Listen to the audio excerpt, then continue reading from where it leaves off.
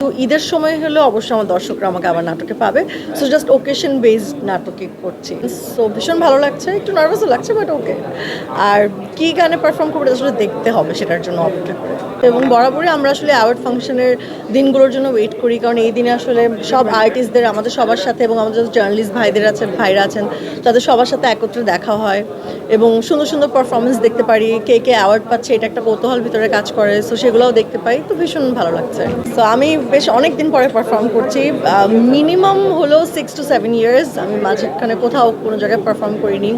So আবারও স্টেজে উঠবো। I love to dance. ধন্যবাদ প্রথমেই মায়াকে এত বেশি অ্যাপ্রিসিয়েট করার জন্য এবং আমার দর্শকদের কাছে বা যারা যারা দেখেছে সবার কাছে আগে কৃতজ্ঞতা প্রকাশ করতে চাই, স্পেশালি রাফির কাছে, কারণ এত ভালো একটা কাজ আমরা একসাথে করতে পেরেছি। আর দ্বিতীয়ত হচ্ছে যে আবদুল্লাহ সাদের আরেকটা ওটিটির কাজ করা হয়েছে, যেটা এখন রিলিজ হয়নি, যেটা রিলিজ হবে।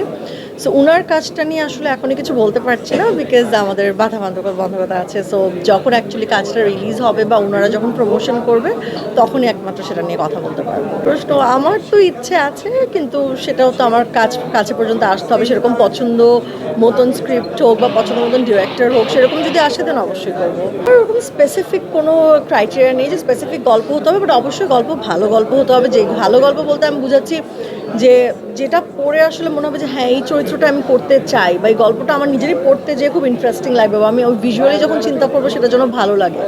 সো সেই জায়গা থেকে অবশ্যই সেরকম একটা ভালো কিছু হলে, এবং স্পেশালি ভালো ডিরেক্টর খুবই ইম্পর্ট্যান্ট, সেটা হলো অবশ্যই।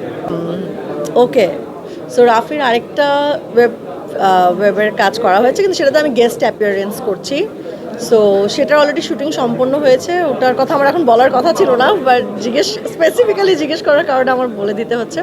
রাফির আরেকটা ওয়েব ফিল্মে কাজ করেছি, ওটা নিয়েও এখন কিছু বলা যাবে না, বাট ওটাতে হচ্ছে আমি গেস্ট অ্যাপিয়ারেন্স হিসাবে কাজ করেছি। সো ওটাও এখন রিলিজ হয়নি। তাই নাটক খুব কম করা হচ্ছে, কিন্তু টাইমস নিয়ে এখনো পর্যন্ত কোনো কিছু পরিকল্পনা নেই।